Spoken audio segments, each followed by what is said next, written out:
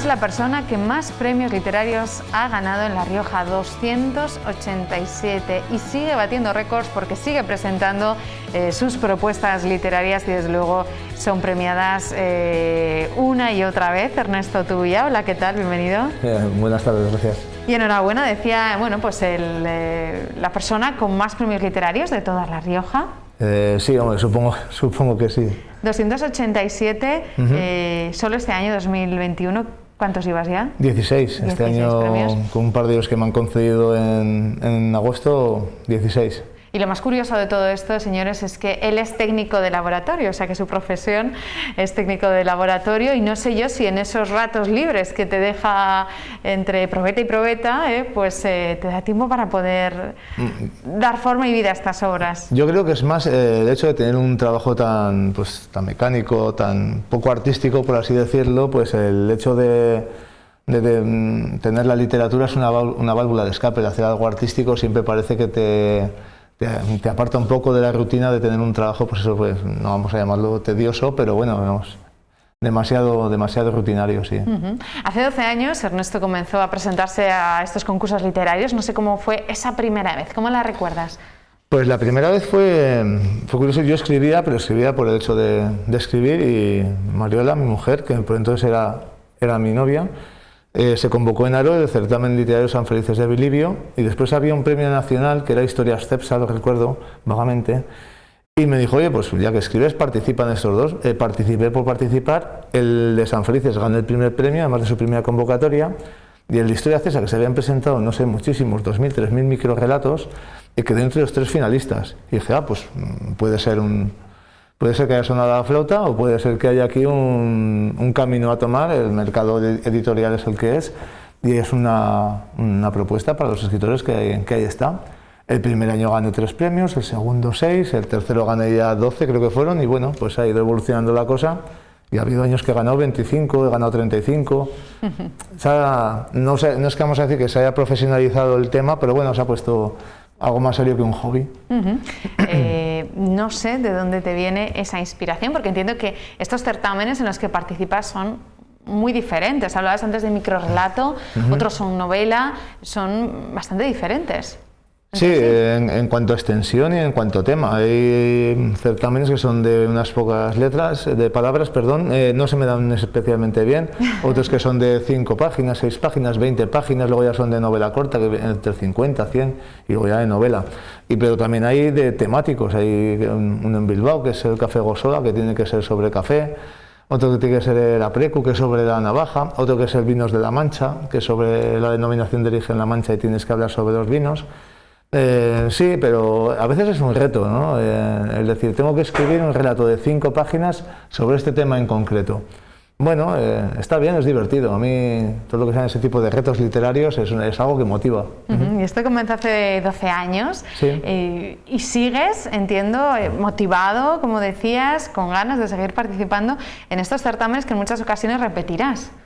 Sí, bueno, el Bretón de los Herreros de Quel creo que lo he ganado 8 veces, y el Esteban Manuel de Villegas, que es, por ejemplo, el premio, no creo que el resto de certámenes se ofendan si decimos que es el mejor premio que hay en La Rioja. Lo he ganado 3, y pues, para mí es un orgullo haber unido mi nombre a certámenes tan longevos como eso. Hay otros fuera de La Rioja que también he repetido, sí, porque al final, bueno, pues, no sé, participas varias veces, y hay veces que tienes la fortuna de ganarlos, que la verdad es que ganarlos es más complicado que puede parecer al hablar así, porque estamos hablando de certámenes, no es La Rioja, pero hay certámenes por ahí que se presentan 700 relatos, 600 relatos, y haber sido premiado más de una vez, pues un hecho para estar orgulloso.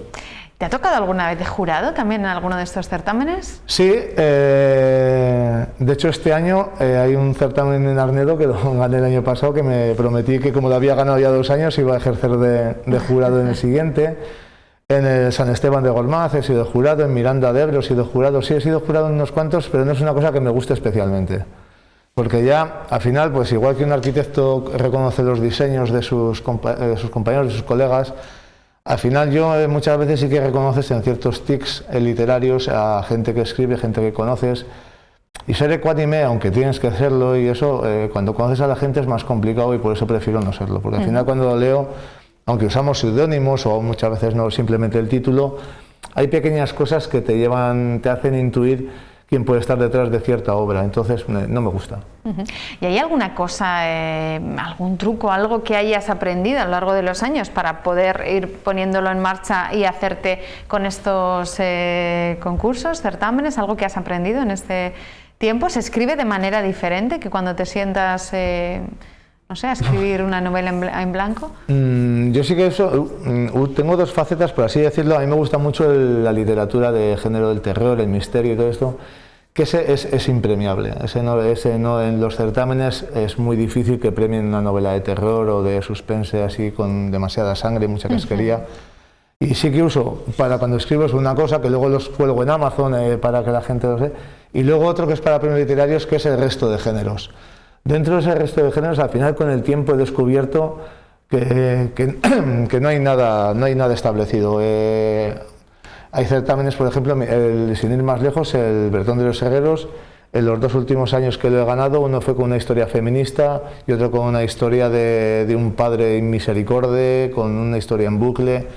Al final, cuando intentas escribir algo, dependiendo de qué concurso lo vas a presentar, a no ser que sea temático, no sale. Yo creo que el hecho está en intentar escribir con pulcritud, hacerlo moderadamente bien y pasártelo bien escribiendo, que la persona que lo lea sí que tenga cierto, no sé, que se dé cuenta que te lo has pasado bien, que mantienes un rigor, que sea una historia cohesionada, eso sí, que tenga un final limpio, que no dejes cabos sueltos, porque al final en una novela larga sí que puedes dejar algo, no que sé, hay novelas famosísimas que te dejan ahí cosas, pero en un relato, en algo que va para un concurso literario, sí que tienes que dejar todo muy bien atado, todo muy bien explicado, que el jurado cuando lo lea no piense que le has tomado el pelo. Y en ese aspecto, ¿cómo, no sé si te has formado de alguna manera, has acudido a clases? No, ¿Has sido autoformación? Sí, ¿Autodidacta? En el plano literario soy autodidacta. Yo le he dicho siempre, además siempre que tengo una entrevista, yo soy descendiente de una familia de kiosqueras. Mi abuela y después mi madre llevaron durante más de 50 años el kiosco que había en Haro, yo soy jarrero, que había en Haro, en la calle Víctor Pradera, el kiosco de prensa que había ahí. Yo desde muy pequeño, pero muy pequeño, con nada, andaba, me sentaba allá y mi abuela me ponía los kioscos, los tebeos, los cómics que por entonces se cambiaban a 15 pesetas, entonces yo tenía ahí un paraíso para mí. Yo tenía, y estaba todo el día leyendo cómics, de los cómics pasé a las novelas, a los bolsilibros de Clark Carrados, que los leía con 12, 13 años, fui un lector precoz. Entonces, ¿qué pasa? Que cuando eres un lector tan precoz y te apasiona tanto la literatura, yo creo que al final el siguiente paso es empezar a escribir. Lo hice con 14, 15 años, lo que pasa es que sí que después lo dejas un poco, al cumplir, yo qué sé, 16, 17, 18 años, estás a otras cosas. Y después ya con la edad adulta pues lo vuelves a retomar. Pero yo creo que lo importante es la base y la mía, la formación literaria.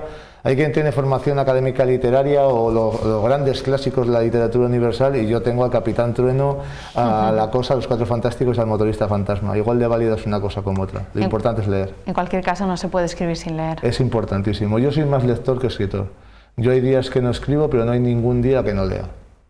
Eso para mí es fundamental. Y conozco a gente que dice que escribe sin leer, pero yo creo que para saber leer, para saber escribir, perdón, tienes que leer mucho y sobre todo escribir, obviamente hay gente que escriba mejor que tú, pero en cualquier género, yo entre mis escritores de cabecera están Edgar Allan Poe, Murakami, Stephen King, Eduardo Mendoza, son géneros muy diferentes, pero que se complementan entre ellos. Lo importante es leer.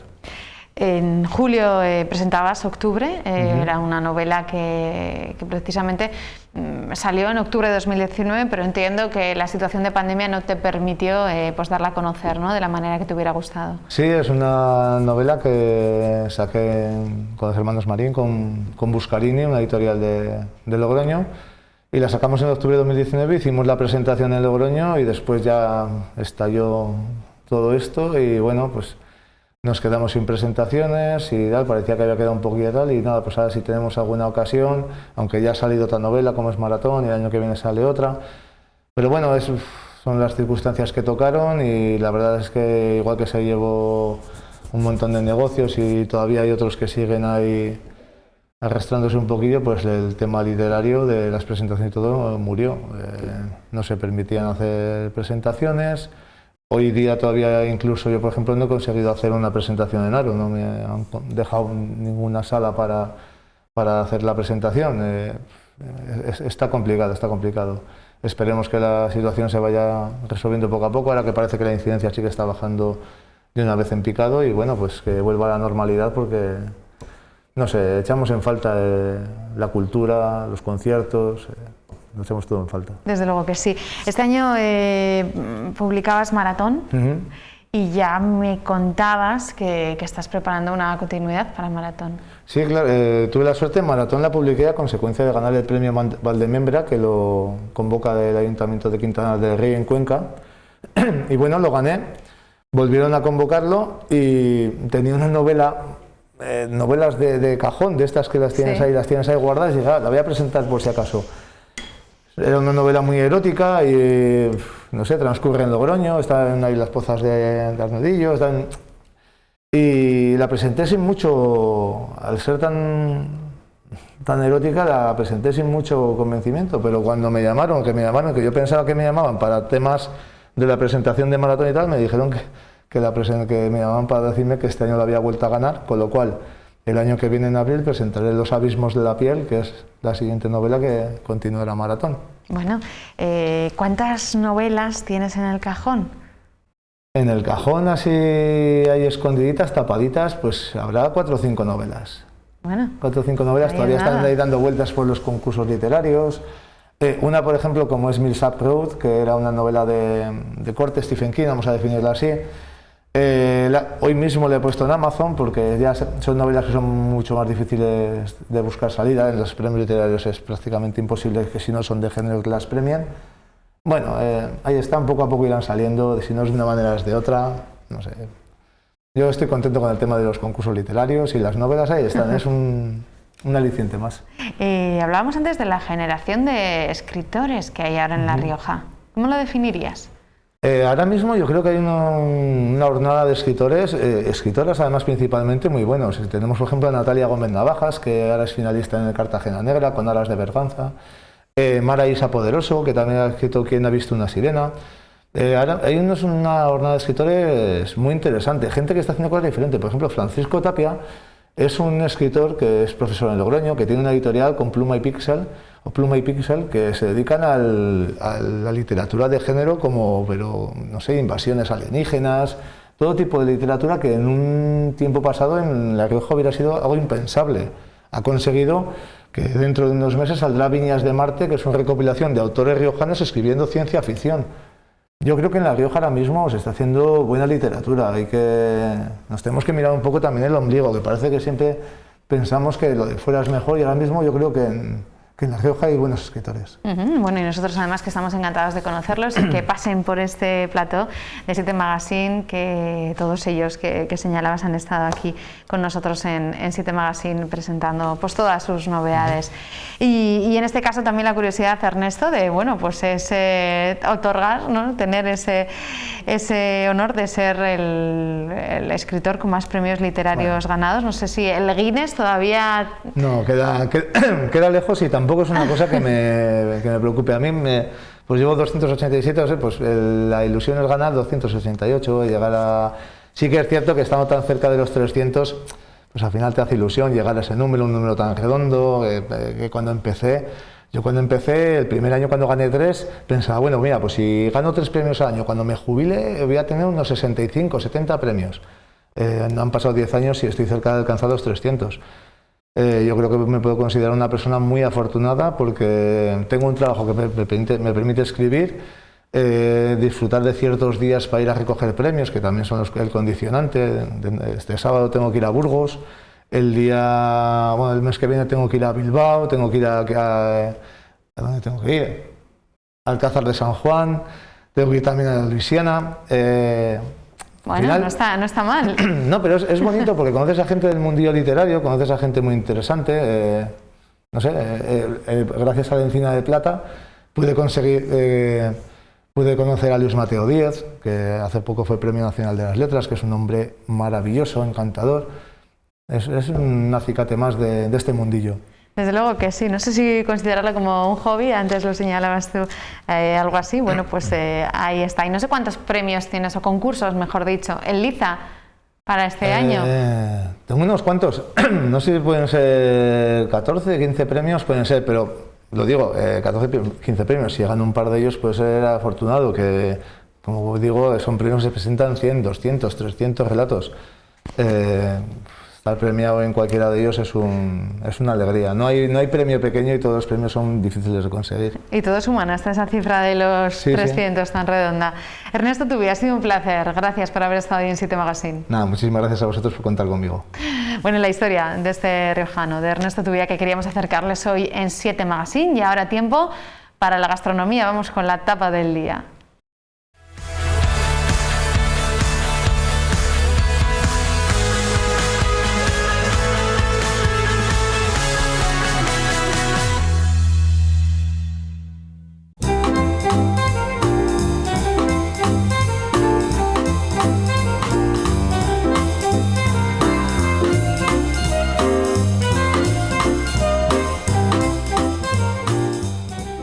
Bueno, yo estaba curioseando y trasteando por la cocina de Marian y vengo aquí y te he dejado trabajando, me tienes todo preparado y yo ahí de cotilleo. Has visto, ya hemos montado el bodegón para contaros a ver cómo va este pincho.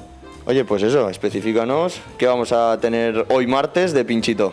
Esta es nuestra ensalada de portobelo con mostaza, miel, queso curado, un poquito de cebollino y unas gotas de aceite de trufa blanca para terminar. Oye, ¿qué importancia tiene aquí en La Rioja el boletus, la seta, los champiñones? Pues ya sabes que tenemos el segundo cultivo más importante de Europa de seta cultivada en La Rioja Oriental, allí, un producto increíble. Por eso seleccionamos el champiñón portobelo. Queríamos tener una seta en la carta todo el año y, bueno, nos pareció la mejor opción. Un sabor increíble. Que es muy requerida y recurrida, ¿no? Al final, el champiñón y muy sencillito de hacer. Sí, porque ya ves que lo que hemos hecho ha sido cortarlo finito y lleva unos ingredientes, ya te digo, como una ensalada. Bueno, pues me los vas describiendo uno a uno, por favor, porque también son de aquí los ingredientes. Sí, mira. Utilizamos mostaza antigua, un poquito de vinagre de vino blanco, aceitito de jul de aquí de Galilea y un poquito de miel de Igea. Que esto lo que hacemos es preparar, igual que preparas un aliño, lo bates todo y ya tenemos en el biberón preparado el aliño. El quesito lo hemos rallado, el quesito de los cameros, y el cebollino que lo tengo preparado. Entonces el plato es súper fácil, ya veis qué preciosidad. Muy finito. ¿Cómo lo cortas? En la máquina de filetear hacemos las láminas. Haciendo trampas, Marian? Ya, hombre, hay que optimizar los tiempos. ¿Veis? Esto lleva esta sazón, que es agridulce, claro. Yo siempre, si no has probado el plato, te recomiendo que pidas una tapita pequeña porque ya sabéis que el agridulce no es para todos los gustos. Pero es un sabor un poco extraño, ¿no? Un poco desconocido. Eso, lo tienes que probar para que te apetezca. Y además lo que hace es estimularte para seguir comiendo. Si te gusta, no vas a poder parar de comer. Oye, y este quesito muy fuerte. Sí, curado. Pero bueno, yo creo que tiene un punto muy suave.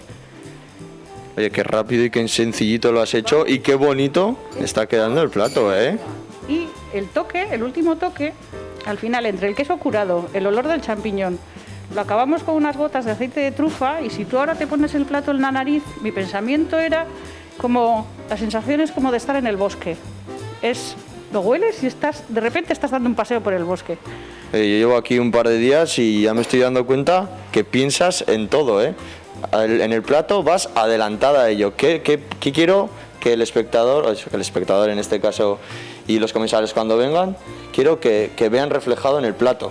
Sí, porque la comida es una experiencia íntima y muy agradable y hay que disfrutarla como es. Y si conseguimos que llegue al público como tú lo piensas, pues fantástico. Muy bien, esa es la idea, ¿no? Hacer disfrutar. Principalmente. Totalmente. Oye, ¿nos vamos acomodando y probamos?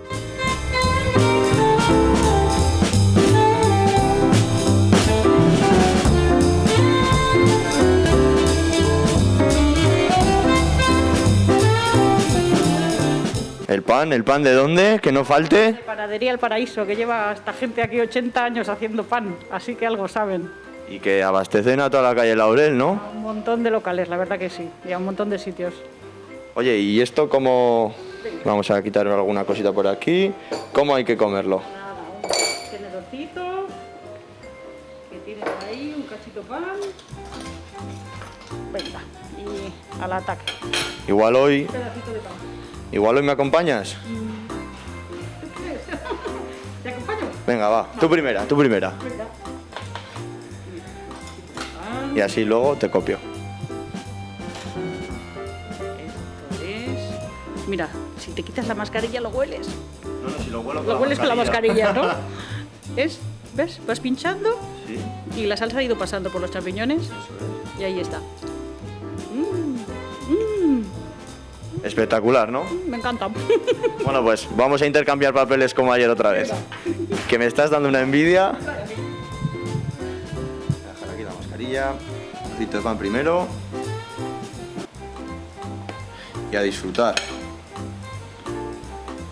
No me había tocado probar los champiñones crudos todavía. Pues es ¿no? una ensalada deliciosa, la verdad. Da un golpe de sabor. Es una explosión en la boca, de verdad que sí. Es una Increíble. sorpresa, es una sorpresa, ¿lo ves? Y el queso que se deshace. Sí. Brutal, de verdad. Muy bueno. Oye, y para que pase, Estamos de secano. vinito blanco hemos cambiado hoy. ¿De dónde? Un fermentado en barrica de Bodegas Baigorri.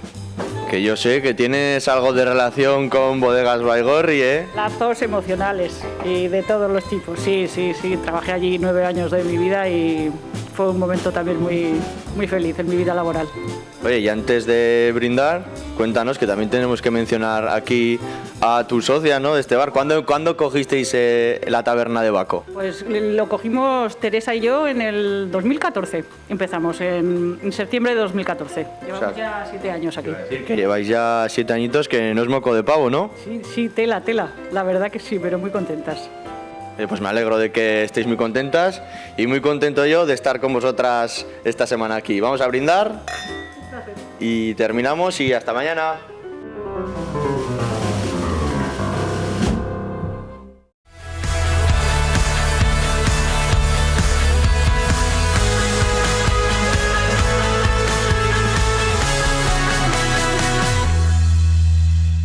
Y de la gastronomía a la historia, hoy vamos a hablar de un edificio muy concreto, muy singular, y lo vamos a hacer como cada martes con Bruno Calleja. Hola Bruno, ¿qué tal? Bienvenido.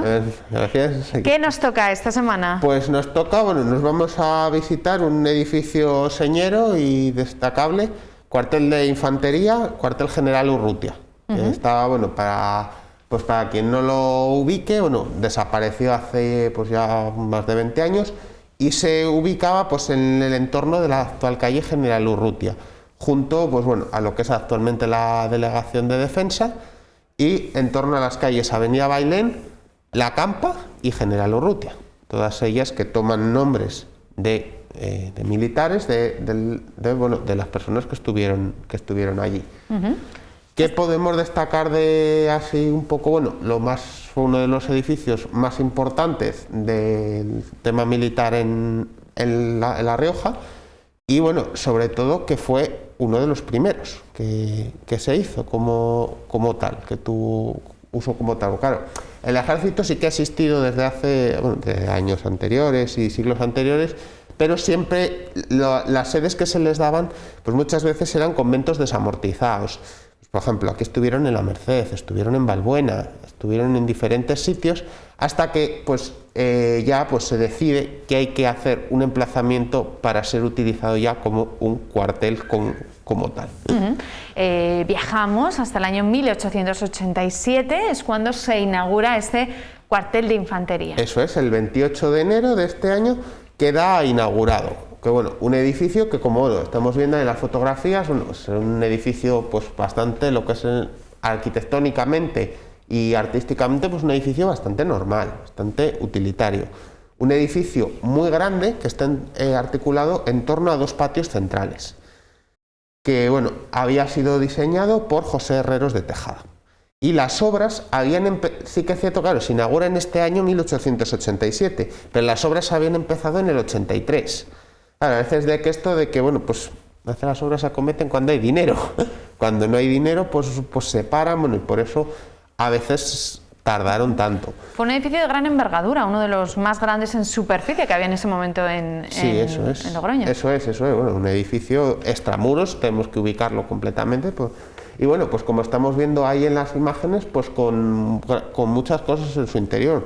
Tenía, pues bueno, vemos en primera plana, por ejemplo, los dormitorios, pero vemos también, por ejemplo, grandes pasillos, salas, incluso su propia capilla, su propia biblioteca, bueno, de todo tipo, pues los despachos de todos los mandos, porque claro, en este cuartel pasaron muchísimos regimientos, los tengo que tener aquí apuntados porque de memoria no me lo sé, pero vamos, el más importante fue el regimiento Bailén, que fue el que le dio el nombre, porque es un regimiento de infantería que bueno, que existió durante bastantes años y que luego desapareció, pero vamos, pues ha ido pasando pues muchísimos regimientos de muchísima importancia, y bueno, vemos que por dentro, desde luego, lo que son las salas nobles no estaban para nada descuidadas, eran un edificio pues muy utilitario, es un edificio que fue construido para dar un servicio como tal.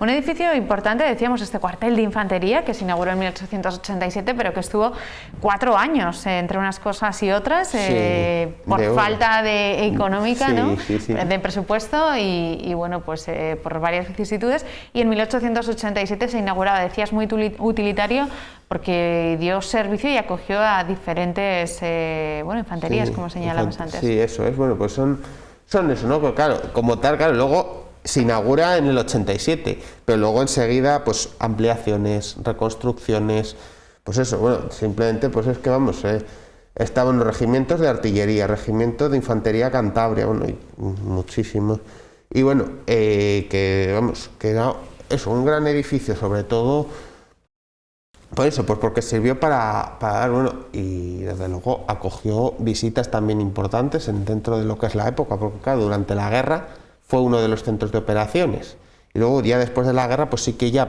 personas afines al régimen, como pueden ser Yago o estos, en sus grandes visitas, nunca dejaban de visitar el cuartel. No era el único que teníamos en Logroño, porque teníamos luego el del ayuntamiento, pero pues era un lugar relevante.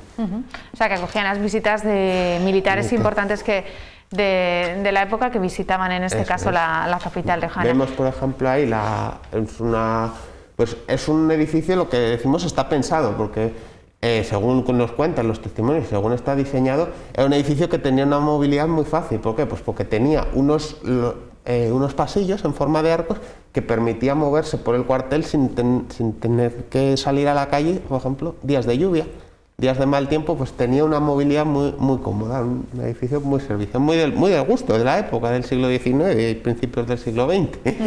Además entiendo que ese patio para entrenamientos también se le daría uso, como decías tú, pues tremendamente utilitario. Sí, y bueno, ha habido, desde luego, pues cuando se hacían juras de bandera, cuando se hacía un edificio bastante...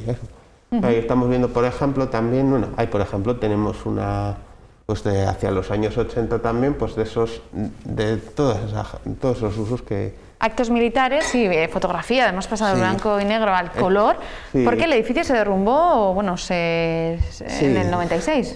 Sí, eso es, el final de este cuartel llegó en el año 96, claro, la ciudad va creciendo, esto es lo que nos pasa siempre. Edificios de estos, que es lo que había pasado con anterioridad con el cuartel que está donde está el ayuntamiento, son edificios que están muy grandes. Claro, está en el medio de la ciudad, ya porque ha ido creciendo. Entonces, ¿qué se hace? Pues estos edificios muchas veces se permutan los solares y se terminan, pues eso, pues se retiran, se desescombran y pues se les da pues para residencial o lo que toque.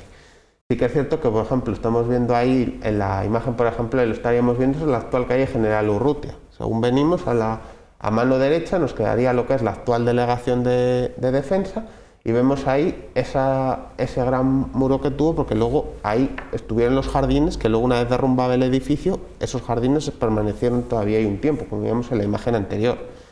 Sí que es cierto que, la importancia también de esto era que en muchas colecciones de postales del Logroño de la época, pues siempre solía aparecer una o dos de este cuartel, por eso, por la importancia que tenía y vamos, por lo que significaba para la ciudad, porque claro, al fin y al cabo, pues en todas las ciudades más o menos ha habido, porque aquí en Logroño hemos tenido diferentes posiciones, hemos tenido 2 cuarteles y un hospital militar, y además luego tenemos la base.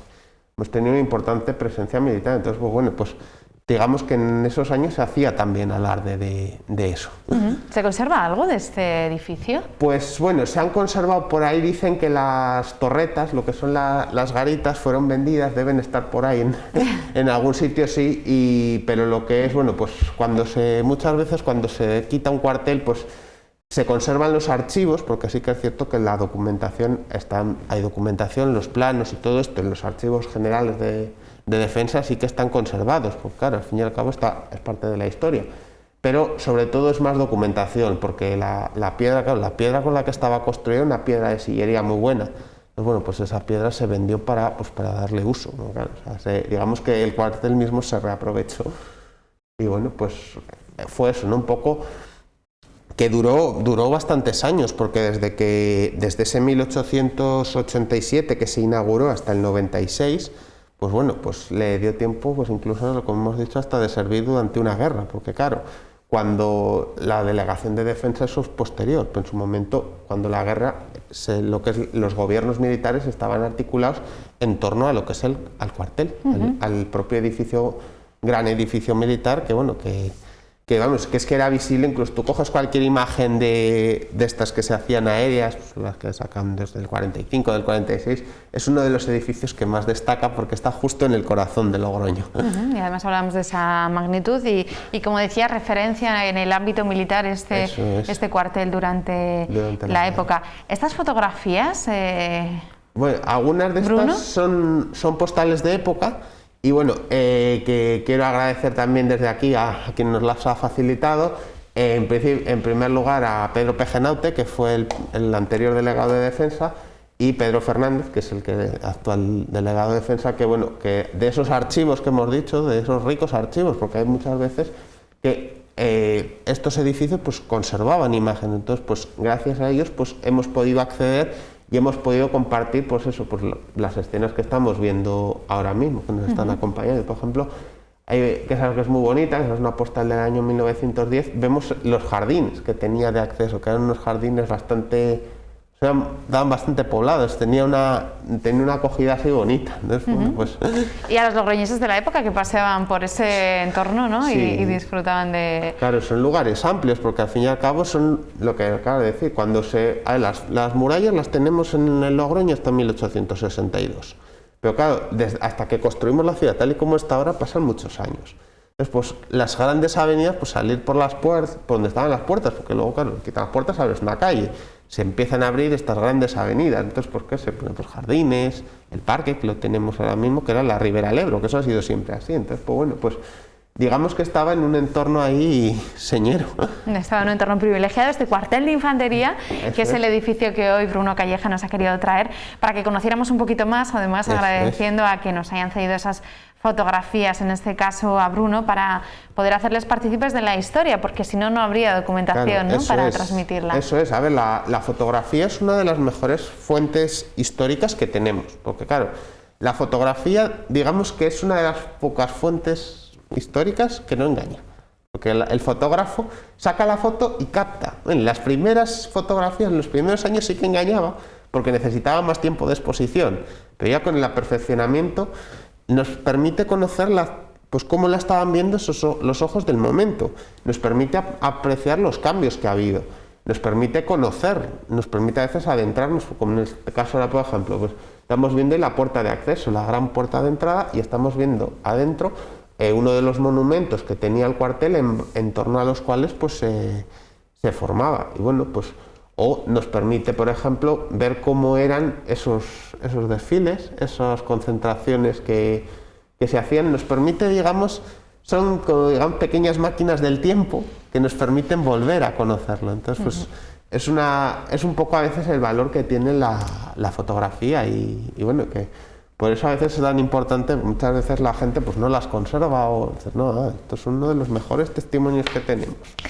Desde luego que sí, una herramienta que cada semana y cada martes nos permite viajar a través de la historia, en este caso de la historia de Logroño, nos permite viajar esas fotografías que cada martes nos acerca hasta 7 Magazine, Sí, Bruno Calleja. Eso es. Pues un placer y vamos, a mí yo encantado de poder colaborar por eso, porque está ahí, porque es una manera de decir, Logroño hemos sido una ciudad pequeña, porque Logroño, a ver, la fotografía nos llegó hacia el año 1860, conocimos la fotografía en nuestra ciudad y nos venía siempre de gente de fuera. La creación de las postales para la difusión y conocimiento es una de las mejores herramientas que tenemos. ¿Por qué? Porque nos permite, las postales eran en realidad fotografías que se hacían para mandar al mundo, para mostrar lo mejor de nosotros. Entonces, pues por ejemplo, pues lo que te digo, los edificios, estamos viendo aquí del cuartel, pues que se fotografían las salas nobles y esto, pues yo creo que pues, los soldados pues la escriben y la mandan a no sé, y permite eso. Entonces, pues es muy fácil en torno a esas postales encontrarte un Logroño pues, en cualquier parte del mundo. Desde luego que sí. Pues gracias, Bruno. Pues seguimos gracias. descubriendo la historia Pues cada martes aquí de la mano de estaremos. Bruno Calleja. Y ahora vamos a hacer una pequeña pausa y a la vuelta vamos a continuar hablando de cultura. Vamos a hablar también de teatro, así que ni se muevan, que estamos aquí de vuelta en 7 Magazine. Hasta ahora mismo.